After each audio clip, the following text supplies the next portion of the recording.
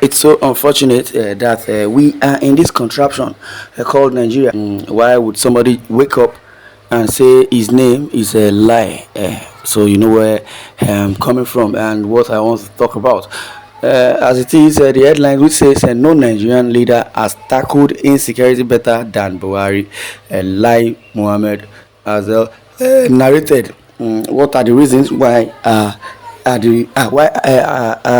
this so-called Fulani, Kingsmen, trying to jeopardize and change the narratives because I don't really know what they want to gain. So you already know. So some people do think forget about lie. It's coming from Lai Muhammad. It's just it's blasphemy. Well, he says Nigeria would have been Islamized if Buhari or without Buhari. I don't really know how true that might be. Some Nigerian elite is exploiting insecurity for personal gains. To say Buhari has not done anything or has nothing more to offer is untrue, fallacious, and sparks of dirty politicking. Yes, if he had said okay that Buhari is trying to tackle insecurity, I would say yes.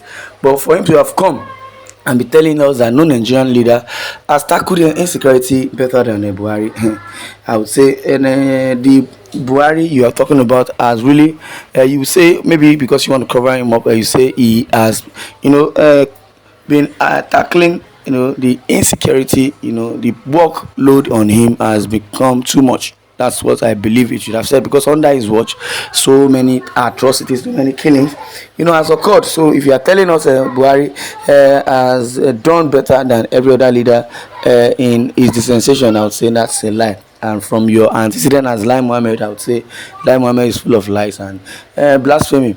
As insecurity continues to unsettle the country, the Minister of Information and Culture, Lai Mohammed, has said without the decisive actions taken by President Muhammadu Buhari to tackle the surge, terrorists would have succeeded in turning Nigeria into an Islamic state. I don't know if terrorists do not turn Nigeria into Islamic state. Buhari and his Kingsmen are even trying to turn Nigeria into an Islamic state or to Islamize the country.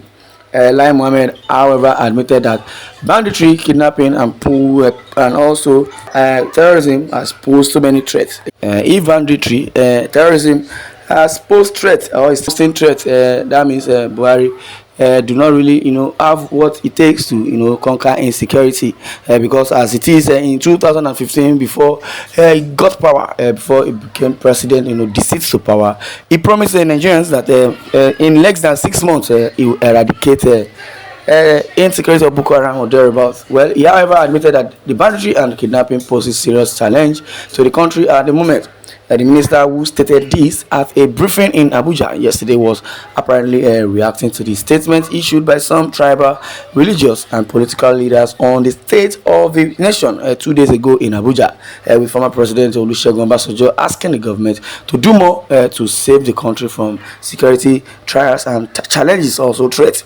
Yes, Lai Mohammed lamented that some elements had, I think, their commentary on insecurity with some of the concerns they born out of a genuine concern in some circles and crass political or sheer absurdity. In other cases, he reminded unapologetic in his submission and insistence that Buhari had done enough to secure the country since coming to power in 2015, when Boko Haram and other violent groups held the country to ransom. An event unfold also even held forth in many parts of the north. I would say Lai Mohammed is full of lies and blasphemy because I believe if truly Buhari is tackling insecurity, it's very obvious that the United States who is selling ammunition to Buhari would have seen results. Even they themselves would have seen results. As it is, Nigerians are saying Nigerians are not gullible. I would say the real Nigerians are not gullible, except he wants to change the narratives and try to paint white and call it black to Nigerians.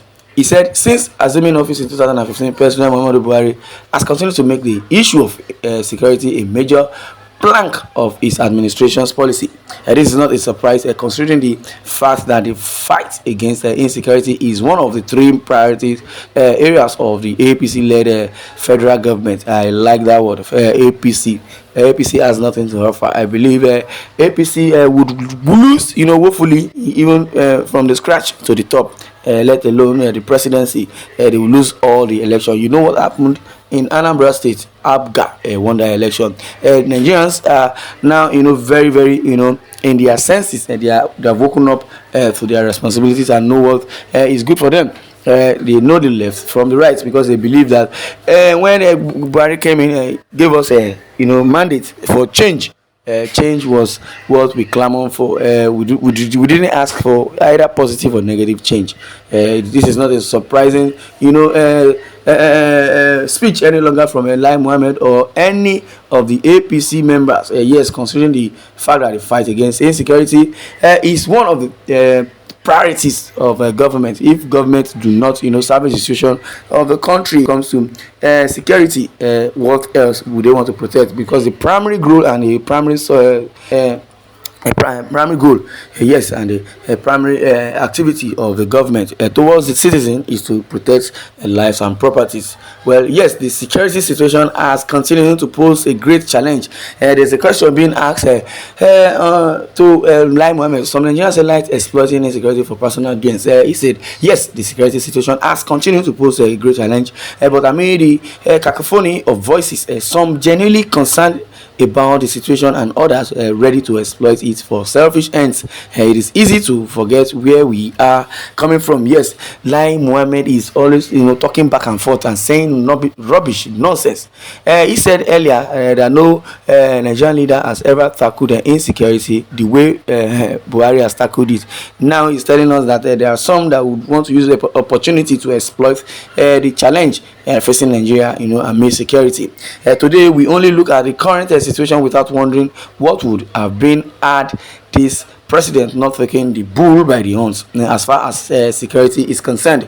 With the way the insurgents were going before this administration came into office, yes, this is Lai Mohammed talking. He said, with their control of vast swath of land the size of Belgium, with their freewheeling attacks in almost a dozen states, including the federal capital territory, which was hit at least 5 times. Perhaps they could have achieved their aim of declaring an Islamic State in Nigeria if President Buhari had not acted decisively. They wouldn't have done that, because Nigeria is not just a country, it's a republic.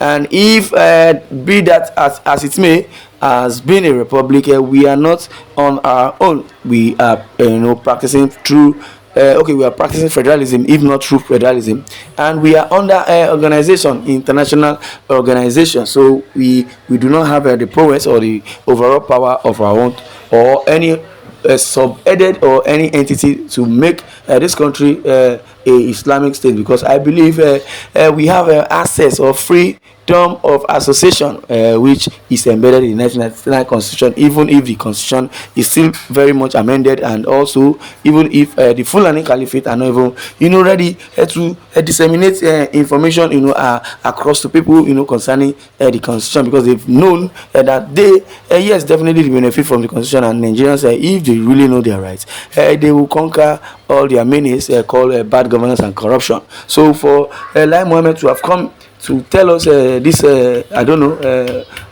blasphemy and propaganda, I would say Lai Mohammed is still eating his cake and he's still having it. Well, after all, in 2014, according to Lai Mohammed, says Boko Haram declared a caliphate in Goza after capturing Bama and Gamboru, as well as other towns and villages in Borno, Yobe, and Adamawa. Well, I don't know any word to share with Lai Mohammed, because Lai Mohammed has already shot himself on the leg and also indicted himself. But notwithstanding this one, I'm going to draw the curtain. I would like you to share your views in the comment section. Thanks for listening, and God bless you.